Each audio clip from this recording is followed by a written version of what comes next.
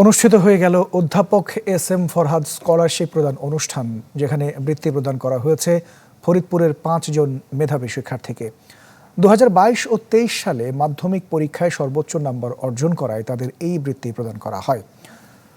আজকে টাইমস মিডিয়ার ভবনে আয়োজিত অনুষ্ঠানে মেধাবীদের হাতে ক্রেস্ট, সনদ এবং বৃত্তির অর্থ তুলে দেন হামিম গ্রুপের কর্ণধার এ.কে আজাদ এমপি।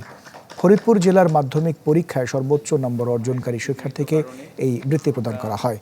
এছাড়া আয়োজনে এইচ.এম. মেহেদী হাসানের লেখা বই এ.কে আজাদ আবিষ্কৃত অধ্যায়ের মোড়ক উন্মোচন করা হয়।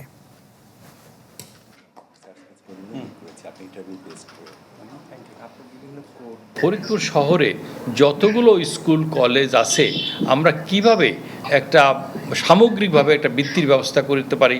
আপনারা যদি একটা স্ট্রাকচার আমাকে দেন, তাহলে আমি সবার জন্য বৃত্তির ব্যবস্থা করতে পারবো।